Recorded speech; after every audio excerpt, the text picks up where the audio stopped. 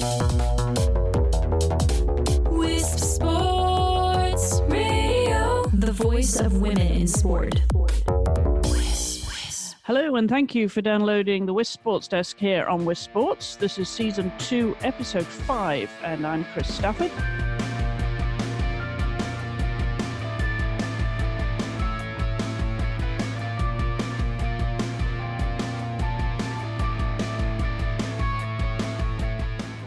And I'm Nancy Gillen. And joining us again to give us a soccer report is Julie Helmsley. Hi, Julie. Hi. Well, lots going on in the world of women's sports, as always, which is why we feel this show is really important. We feel it is, don't we, Nancy? I mean, we've been doing it a little while now. We really feel it has a role to play because there's nothing else out there.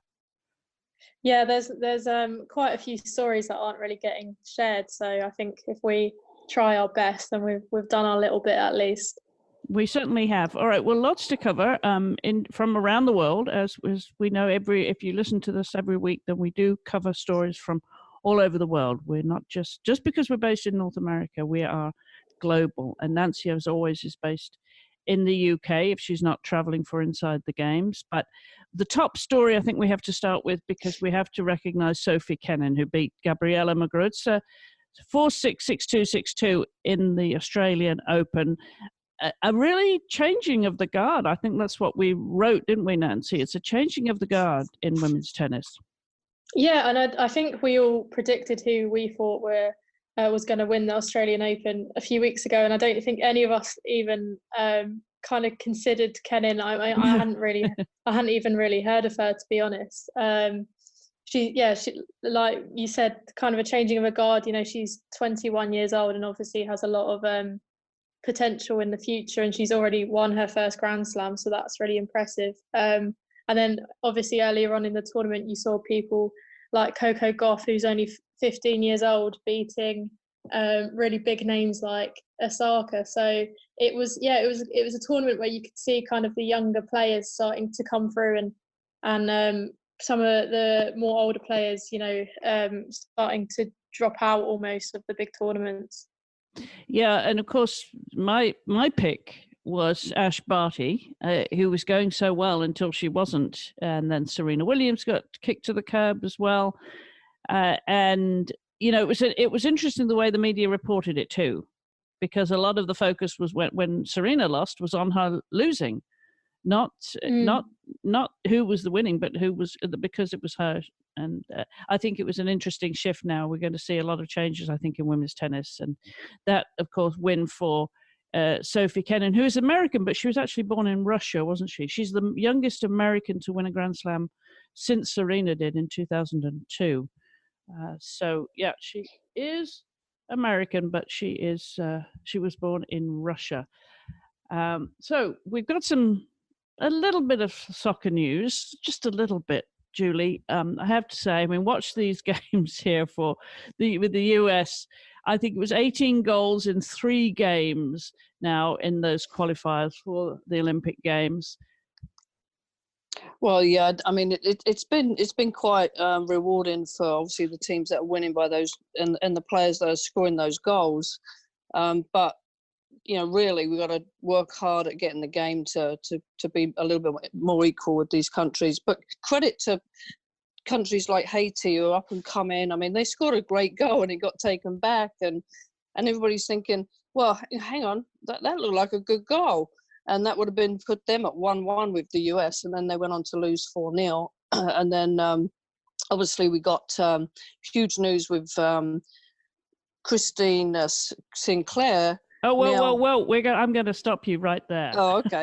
Well, okay. only because we cannot drive by Christine Press's goal, her first goal. Oh, absolutely. We can't drive by that, Julie. No, I mean, that was one of 2 fabulous goals there in those qualifying rounds. I mean, just some awesome play. And as I said, there was 18 goals in 3 games scored there. They go through to the finals, semi-finals, this weekend in LA, playing Mexico. That's going to be the clincher for them to get their Olympic ticket, of course, and then they go hopefully go through to the finals, and where they're very likely to meet Canada, who are playing Costa Rica in the other semis. But just to go back, just to recap on those 3 games, my big question that came out of that, I mean, not surprising that the US scored so many goals, but why, Julie, do they not play the other goalies? Well, I mean, you try and keep consistency, and I mean, you look at Hope Solo, who had 104, I think, shutouts. They just confidence, working with the defence. I mean, do you mean the goalkeepers that are not getting scored upon are the ones that are? No, our goalies, why not play Ashlyn? And I mean, why not play her more, especially in these kind of qualifiers? I can understand them bringing Elisa back in for maybe the semis or the finals. I can understand that, but why not play Frank and Ashlyn?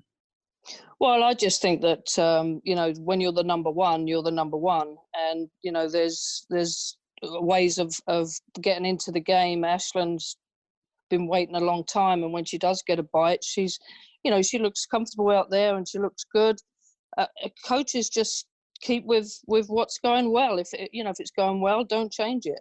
As I say, confidence building, working with the defence, a leadership maybe, and to give that goalkeeper confidence as well. It's a tricky position, goalkeeping. It's an emotional position, and they have a different psyche, and people don't like to mess around with that, really. But no, if the player deserves, same as the field players. I mean, when you think about it, when Jill was in charge, she didn't change much, and that did, that's good in a way. You keep the 11 out there that's strong, and they got to be able to play against every opponent that they play. Same with the goalkeeper. Yeah, I can understand. Obviously, consistency is key, but they need to get the mileage in too, don't they? I mean, one day, Elisa's not going to be available for whatever reason, but she didn't have much to do. I think she fell asleep at the other end of the pitch the last few games. Concentration is key, and that's the art form of it. Yes, you're right. I think, some people share it. They go one half, and then, like in the college game as well, you play a half with one goalkeeper and you want to get the other goalkeeper blooded in, so you play another half. But all coaches have their ways, and Ashlyn has to be ready. Hopefully, we don't jinx anybody, but goalkeepers have to be ready to step in when they're needed. Yeah, no, absolutely, and I think we've seen that they did play Ashley. Ashley got played. Didn't she get playing when was it? I'm trying to remember it. Panama. Bring them on later. When we're like 4-5-0 up. Well, why not bring them on? Why not? Exactly. I mean, we'd love to see them all getting games, to be honest, and all having their chance. Yeah. Okay. Well, as I said, they're going forward to the semi-finals now, and I have to be favourites. Did you watch any of this, Nancy? I've seen. It's the time difference makes it a bit hard for me to watch, but I've watched all the goals on social media, of course. Yep, plenty of goals to watch. Yeah. Was there a standout goal for you? I think Kristen Press's goal was something special. Yeah, it really was. All right. Well, lots more news. I had to interrupt you there because I couldn't drive by that goal. Just one of those special goals, Julie. All right. You've got some grassroots news as well. You've got a lot of news that was all going to be up on the website, by the way. If we can't fit it all in on the podcast, you'll be able to read the full report by Julie of what's happening in women's soccer. That'll be on the website wisports.com. So, Julie, what else would you like to share with us? Well, yeah, grassroots, over 4.2 million players are in the US currently now at grassroots level, 2.5 million male and 1.7 million female currently registered with US youth soccer. 30% of households contain somebody playing soccer, and if they don't play, they go and watch, which is great. The spectator base is really growing over here around the country, and that's important. Now, UF Youth Soccer have just joined forces with Tapivo, and it's a new project to reimagine youth soccer. And what they're trying to do is have a partnership where there's data where people can go and find out where there's a club, if in their zip code or in their town or in their city, and get some reports on the club, because a lot of parents, 90% as a matter of fact, wish they had more information on clubs before they register, because it's not always a good fit. And that's a lot of the grassroots issues, is that, you know, I want to go to this area, but it's just not a good fit for me. They don't, it's too expensive, or they don't have the right facilities, and it's all things like that. Now, the resources with this partnership will be that parents can get online resources, they can get coaching resources, they can have information on how to recover for their children, and lots of newsletters, lots of safe sports and grants, how to get grants and things like that. I think it's going to be really good. It's TIPEVO, TIPEVO, and then that will lead into the grassroots coach education, which I'll talk about on another day, because that really does matter. Okay. And there's been some news actually that affects Nancy's club, Arsenal. They've announced the signing of an Australian international. Tell us about that. Yeah, Arsenal just, they won't actually get her until after the Olympics, I think. But Arsenal just announced that they're signing Australian international Caitlin Ford from Sydney. Ford's rights were traded from Portland Thorns to Orlando Pride, and in the most recent NWS draft picks, but she won't be playing for the NWS League club. She'll go to the Olympics, and then she'll go to Arsenal. So congratulations, Arsenal. Yeah, that's a good signing. I'm happy with that. There's quite a there's been quite a big influx of Australian players into the Women's Super League here, so I'm quite glad Arsenal got in on the action as well. Yeah, because Chelsea seems to be taking a few as well, don't they? Yeah. And that's quite interesting. That I think Arsenal are. No, Man City are top of the league right now, aren't they? Yeah, Arsenal lost to City at the weekend, so we've lost now to Chelsea and City in the league. So I think it's the league title's kind of out of Arsenal's hands at the moment. We're just going to have to hope that other teams lose. Right, and Chelsea have a game in hand, I believe. Yeah, so they do. Yeah. Yeah. So it's interesting, actually. Yeah, it's a good race. It's a good race. Yeah, it's. I think last season Arsenal kind of ran away with it, so at least there's a bit of kind of competition going on, and hopefully it will keep people interested in the league as well, which is really important. Yeah, it's grown so much, and the leagues here and all around the world, actually, it's just amazing. And in Africa and Asia, and everybody's trying to get these. We've got the countries that have already qualified for the Olympics: Brazil, Great Britain, Japan, the Netherlands, New Zealand, and Sweden, and then these other competitions like the CONCACAF, which is in its 5th edition, and the Asian Cup and the African Cup. I think it's fantastic. I really do. Yeah, that they're all playing around the world. Yeah, Chelsea seem to be going well this season, don't they, Nancy? Yeah, and I think Emma Hayes, who is their manager, she's been so respected. I think she had kind of a few tough years, kind of like personally, and I don't know if that had an impact on the team, but I think she's now built a team where they've got just amazing players in every single position. And even when they brought in Sam Kerr, it wasn't like, oh, we don't have any other strikers, we need a striker. They've got Beth England, they've got Fran Kirby, who's just coming back from injury, and they've got a few other strikers as well. So it's not even like, Sam Kerr is their best player by a mile. They've just got such depth and really good players and really good manager. So it's just all coming together for them at the right time. Mm-hmm. And over here, Rain FC have got a new head coach now, haven't they? And in Farid Benstidi, the French native. Now, what about Utah Royals, though, Julie? What's happening there? That's a good question. I haven't caught up on that one. You probably know a bit more about it than me. What do you what? Well, somebody's got to what do you replace mean? Laura Harvey. Oh yes, I know.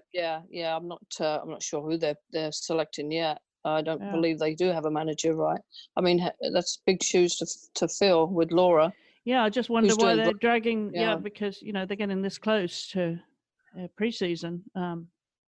Well, I'm sure they're interviewing. Yeah. I'm sure. I haven't put in for it.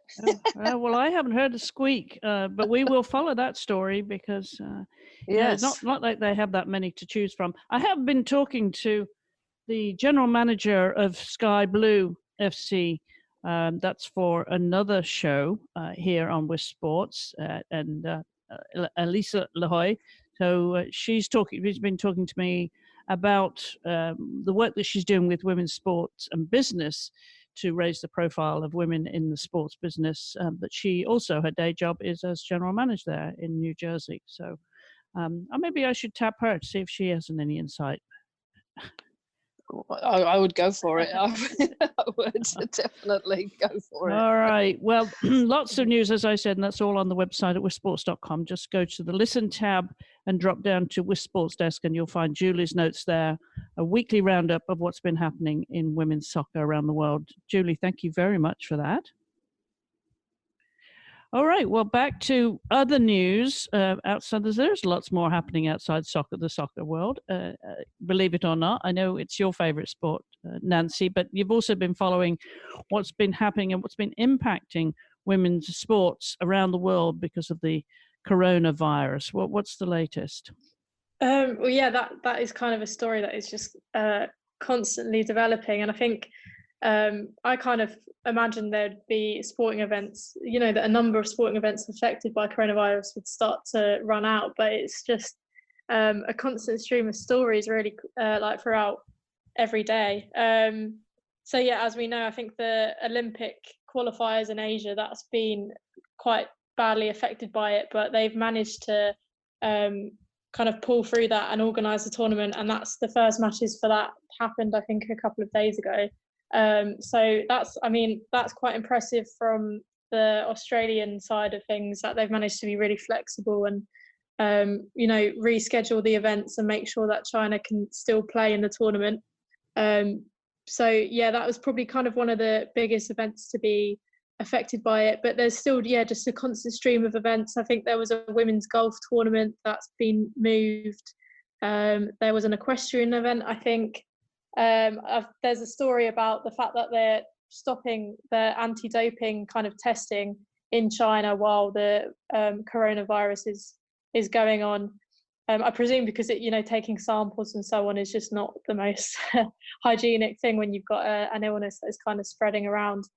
But yeah, it's just constantly, all sporting events in China really are being moved, and we're going right up to May, June time now. So all the months ahead are kind of being rescheduled. So yeah, it's had a really, really big impact on the sporting world. And I seem to remember, within our not too distant memory, those two other viruses, wasn't there? The Zika virus, and then what was the other one that before Rio? That was another scare, which turned out to be not quite the scare that it was SARS, wasn't it? SARS, yeah, I think SARS, Zika was affected Rio 2016, and I wrote something on this last week, just kind of saying it was almost deja vu that Rio had this big problem with a virus, and there were athletes that dropped out of the competition because of it, and it mainly affected pregnant women or women that were thinking of starting a family quite soon. So I know Halep, the tennis player, I know she withdrew from the competition because she didn't feel particularly safe traveling to Brazil at the same time. So it's quite interesting. Obviously there's a lot of differences. So Zika started in Rio while coronavirus hasn't started in Japan, but Japan still have quite a few cases. So coronavirus is there at the moment. But yeah, they've got a lot of time to think about it. They've got about 6 months to kind of contain it and try and deal with it. And Tokyo 2020 organisers, they've kind of said that obviously they're thinking about it and there is some concern, but they've introduced a lot of measures, and they're constantly monitoring it to make sure that it doesn't actually affect the Olympic Games. So yeah, fingers crossed. I think everything that's happening is precautionary, so it doesn't mean that the Olympics are going to be affected by it, but it is definitely one to watch while we get closer. Yes, for sure. We'll keep an eye on it here on the sports desk every week. And also, a story came out of the race walking in the Olympic Games.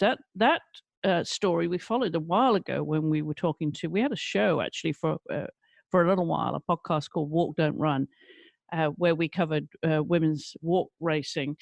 And I just read that on Inside the Games, of course, that there's appeal to get women's 50K walk into the Tokyo Olympics. That's been knocked back because CAS rules that it doesn't have any jurisdiction. That's the Council for Arbitration in Sport.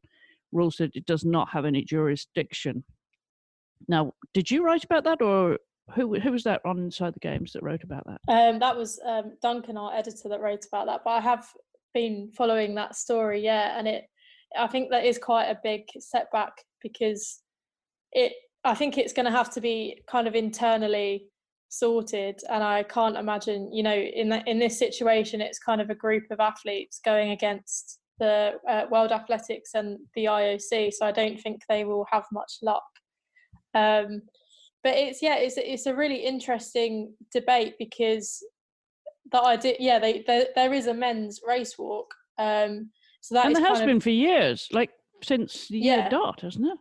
Yeah, it's kind of always been in the Olympic Games, and obviously, the IOC are really pushing for gender equality, and they say that every sport should be 50-50. So I think these women are saying, well, if there's a men's race, why isn't there a men's race? But I think there has actually just been a campaign to drop the race walk from the Olympics full stop, which is potentially why the women's race hasn't been added earlier. I think the IOC wanted a mixed relay race walk, and then that would ensure that you'd had an equal number of men and women competing.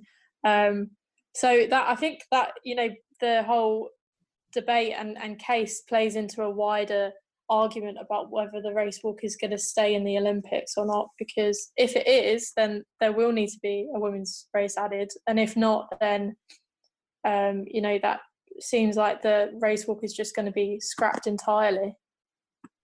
Well, we'll watch that one then, and of course you'll be covering it on Inside the Games. We know that. Anything that's happening in the Olympics or around the Olympic Games. And I'm going to switch to rugby now. Of course, rugby sevens are in the Olympic Games, not the rugby 15s. We want to talk about the rugby 15 shortly, because it's Six Nations time, isn't it? Yes, it is. Yeah, we've I've been following both the men and women's here, because rugby is quite a big sport in England, and actually the women are doing better than the men at the moment, which is quite nice. Yeah, we like that. And we covered the rugby sevens news, the HSBC World Series that's been happening, and I know the players have just got back to the US from New Zealand and Australia, where they were playing, and I'm going to be catching up with Naya Tapper, one of the US team players who's a WiSP ambassador. She just texted me actually last night to say that she was back. She was tired, but we are going to catch up and get a report on those rugby sevens too. So stay tuned for that. See if we can't get her on next week's show, actually, and she can give us a roundup. It's not too early in the morning for her, and we may have to pre-tape that one. But anyway, there's other news in women's rugby, and that is something about dates and branding that you wrote on Inside the Games.biz. Yeah, so this is for the 2021 Rugby World Cup, which is taking place in New Zealand. So it's the first women's tournament, World Cup, to be taking place in the Southern Hemisphere. So, we've talked about rugby previously in the show, and it's quite well known that obviously New Zealand and Australia are pretty good at it. So I think it's quite a big deal that the World Cup will be going to New Zealand, because I think there is quite a big following for women's rugby there, and there's a lot of women that participate in it. So when you get a tournament going to a country that has quite high participation rates, that can only improve, and hopefully it will mean big crowds as well. So they've announced the dates for it and the venues, and it's good to see that the venues are quite significant. You know, they haven't been put in tiny little stadiums. So one of those is Eden Park, which is, I think, a 50,000 capacity stadium, and it's previously hosted the final of the Men's Rugby World Cup tournaments as well. So it's quite a prestigious venue. And it's interesting, this World Cup, because World Rugby have got rid of gendered tournament names. So this isn't the Women's Rugby World Cup, it's just the Rugby World Cup. And we've talked about that quite a few months ago. They announced that in around August time.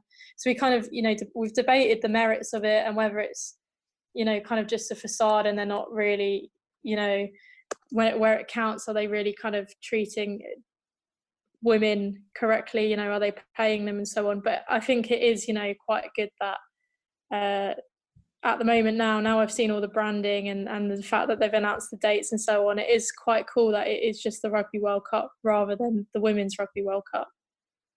Yeah, good for them, leading the way. Did you notice that skiing has actually changed from ladies to women's? Yeah, I'm a big fan of that. I do that myself when I write articles anyway, because I just prefer the term women's. I think it's nowadays anyway, I think ladies has a bit more of a negative connotation than women's does. So Julie, what do you think this should happen in soccer? Should we start saying Soccer World Cup? I think people want to go and see men's and they want to go and see women's. So I think as long as there's something saying that this is the Soccer World Cup and these are the countries and this is women's, because how are you going to know? Yeah, I think when we were talking about that when they first announced it, I think that was the problem, that they'd really started to build this brand with women's rugby and with the Women's Rugby World Cup. And I think a few players were saying, well, you know, it's all, you know, we don't really want to be confused with the men's, and you're kind of starting to erase this big brand that we've built ourselves, that about women's rugby. So I think that it's definitely a debate to be had. I think the way to go is have the Men's Rugby World Cup and Women's Rugby World Cup. So it's not like one or the other is, you know, exactly. So the headline, favourite. Yeah, the headline. Yeah, I agree. Yeah, I think it's fascinating with all these inside the games, and you know the way that the women and the female games in all sports, in all walks of life, have come on tremendously. Even the golf, even the tennis. I mean, the ladies' golf is amazing right now. I mean, just watching them play and the elegance and the poise and they make it so easy looking. And I just think, you know, there is a need to say, yep, this is women's sports and this is men's sports. But I absolutely think the World Rugby are showing the way. That's one of the up and coming sports over here, Chris, rugby. Oh, it's very much so. Yeah, very, very much so. But I noticed that you called it ladies golf then, and then you said women's sports. Yeah, that's true. I guess it's because it's the LPGA, ladies professional golf. So. Yeah, exactly. Yeah. It'll be interesting to see if they do change at all. We'll watch that. Absolutely. We have one more football story, don't we, Nancy, before we go today? And this is an interesting one because I wonder, I mean, they just always amaze me, para-athletes. But how do you play blind football? Well, I think you have kind of an eye shade. You have a blindfold over your eyes. So everyone on the pitch is, you know, at the same level. And then I think the ball has a bell in it, so the ball makes a sound. So you essentially hear where the ball is. Okay. I don't know if you've ever watched it, but it is pretty incredible. I have not. No, it is amazing. Yeah, you can. Well, if you have a look at it on YouTube or something similar, it's really, really impressive, and it's when you watch it, you completely forget that they can't actually, because of the eye shades, they can't see anything at all. So it's pretty amazing, really.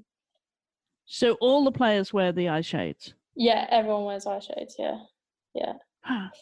Interesting. Have you come across this, Julie? Have you coached blind soccer players? Actually, when I was in England, we took special needs, and there was some blind actual participants, and we had a ball with a bell in it, and they kind of clapped their hands to let them know where they were. It's fascinating. It really is. Yeah, good for them. Yeah, what's the story, Nancy? Yeah, so it's the first ever Women's World Championships for blind football has been organised later in this year, and it's going to take place in Nigeria. And that's kind of a big part of the development of blind football for women. That's kind of been going on for the past few years. So they've had a few training camps in, I think they've had them in Nigeria as well. They've had them in Tokyo. They've kind of gone around the world and started to really develop blind football for women, because previously it was just men. And it's men's blind football was in the Paralympics, but there's no women's competition for women. So yeah, the first World Championships taking place later this year, which is exciting. And I know they're really pushing for gender equality, and I presume because the men's competition is already in the Paralympics, that if they get a real backing behind the women's sport, then that would also appear probably quite soon as well. All right. Well, we will have links to all of these stories on our website at wisports.com. As I said, just go to the Listen tab, drop down to the WiSP Sports Desk, and you'll find links to all the stories that we cover here on the show. Well, anything else that you'd like to bring up this week, ladies? Ladies, you see? I did it. Ladies. Before we go. I'd like to promote the She Believes Cup, which is going to be starting in March in Orlando. 4 countries taking place: England, Japan, USA, and Spain. And they will be playing in New Jersey and Frisco, Texas, and Orlando. And I'll talk about that a little bit more next week. Okay, fabulous. She Believes Cup. Yeah, yeah, super. Nancy, what are you up to? Just kind of staying in England for a bit and in the office. So yeah, just keeping up with everything everywhere, really. Yeah, lots to keep up with, and you'll bring us obviously the Olympic news next week, as always, and anything else that you've covered. And that's the same time next week on a Wednesday. We drop into your podcast app. Just look for WiSP Sports and the WiSP Sports Desk. And until then, we can follow you. We can follow you where, Nancy, on social media? Just remind everybody. My Twitter handle is Nancy_Gillen. And Julie, you're on Twitter now. Yep, Julie Soc1. Okay, Julie SOC and the number 1. All right. Okay. All right. All on Twitter. We're, of course, at WiSP Sports and at wisports.com. And if you want to drop us a line at any time, you can do that to info@wisports.com. And, of course, you can also post your comments on Facebook, Twitter, Instagram, wherever you find us. And we'll have more news next week. We'll also have a lot more shows. So do refresh your podcast app, whichever podcast app you listen to your podcast on. Refresh that regularly, because we get a few shows dropping all week here at WiSP Sports. Which app do you use, Nancy, for your podcast? I normally use Spotify. That's my main one. Okay. Yeah, because I guess you're a music listener as well. So yeah. So get my podcast and my music in the same app. Yeah. Where do you listen to your podcast, Julie? Yeah, Spotify. Well, there's a gazillion podcast apps out there, so just take a look wherever you listen to them for WiSP Sports. It's all free, and it's the largest selection of women's sports podcasts in the world. So join us again same time next week at the WiSP Sports Desk. Until then, thanks for listening. Goodbye for now.